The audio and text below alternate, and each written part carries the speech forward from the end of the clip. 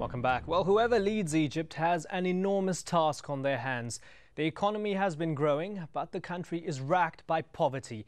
Today, an estimated 40% of Egyptians live below the poverty line, surviving, it is said, on less than $2 a day. Unemployment remains high. It stands at over 10% according to official figures. In reality, it's believed to be far higher. Hundreds of thousands of university graduates flood the job market each year, many of whom are unable to find work. And human rights violations continue to draw criticism the world over. These pictures of a young man being tortured and sodomized in police custody caused outrage in Egypt.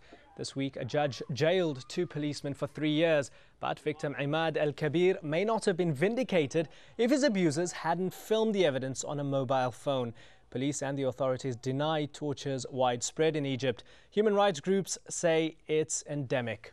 Well, joining us again are our guests in Cairo, Hosni Mubarak, Professor of Business Administration at Ain Shams University and a member of the Egyptian Council for Foreign Affairs. Also in Cairo, Hosni Mubarak, Director of the Egyptian Initiative for Personal Rights. And in Washington, D.C., Amr Hamzawi, Senior Researcher at the Carnegie Endowment. Welcome back, gentlemen. Mr. Mubarak, if I could start off with you. You have the Imad al-Kabir torture scandal, as we mentioned. And just on Wednesday, news broke that an Egyptian man had died after being tortured by police for 3 days. How distressed are you by the prevalence of the likes of torture in Egypt? The case of Imad al-Kabir, as brutal and as horrifying as it is because of the circulation of the video of his torture, is only the tip of the iceberg.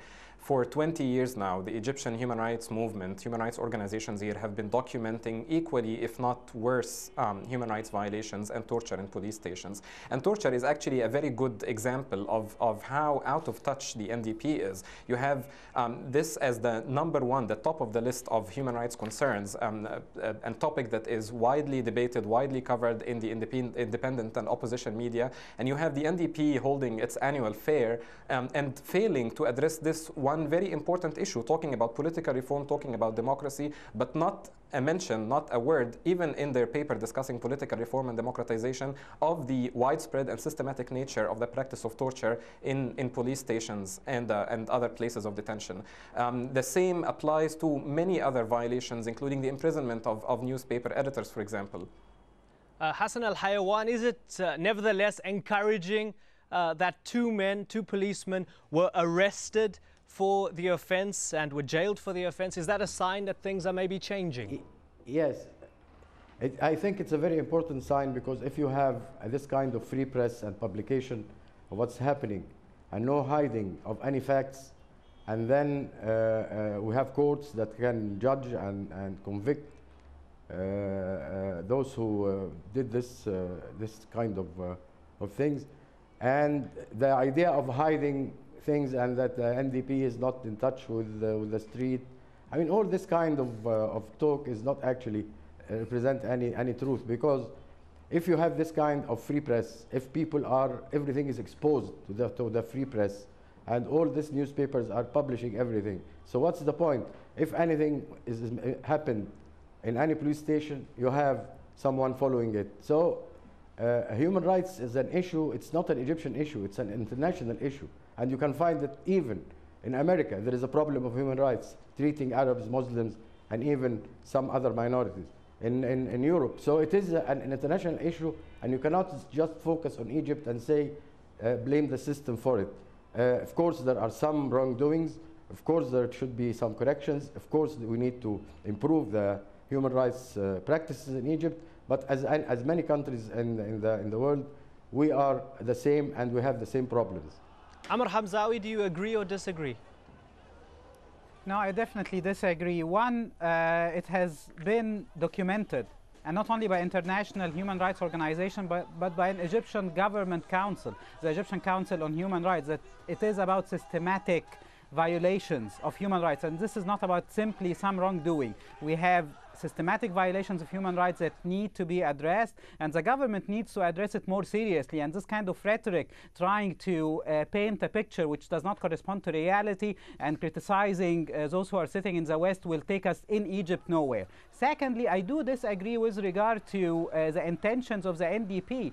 We have been waiting for the NDP to enact meaningful political reforms throughout the last 3 years. And in fact, at the end of the day, what was done to Egypt in the last 2 years, 2006 and 2007, has been, in fact, a crackdown on political dynamism, political openness of the years before. Just look at the constitution amendments which were issued in Egypt and accepted in a popular referendum in April 2007, and look at the details of them. These are undemocratically spirited constitution amendments, very far away from what everyone in Egypt did hope that the NDP might be moving in the direction of democratic transition. All right. Let me bring in Hassan Hassan Al-Haywan. Sorry to interrupt you. Next presidential elections in 2011, Hosni Mubarak will be 83. Surely he can't keep going at that age, can he?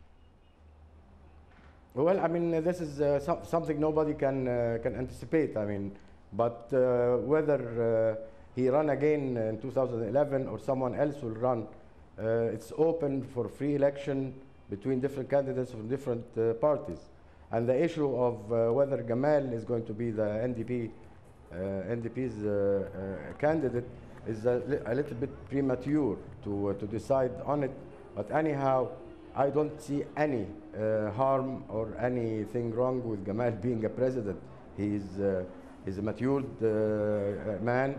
He's well-seasoned, he's well-trained. All right, I'm sorry to interrupt you. I want to get some final thoughts from Hussam Bahgat because there's only about a minute left on the program. Mr. Bahgat, you seem to be the youngest of our guests, and I thought I'd ask you, do you feel Egypt is at a crossroads? And what do the youth think? Are they optimistic or pessimistic about the future?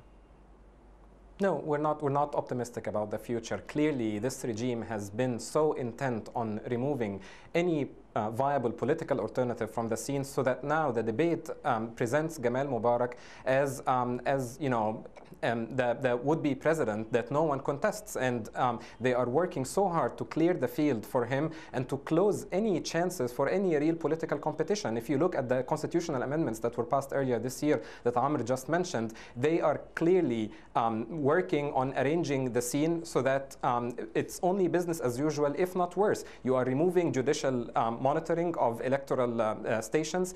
You are including in the constitution a ban on any political party with a religious or the religion-based platform to exclude the strongest and most organized political opposition movement and the only threat to the government. And you are making sure that police impunity for torture, administrative detention, prolonged detention, and widespread violations of human rights. You mentioned administrative detention. You got the message across. Thank you very much, gentlemen. In Cairo, Hussam Bahgat and Hassan Al-Haywan, and in Washington, Amr Hamzawi. And thank you so much for joining us here on Inside Story. Bye-bye.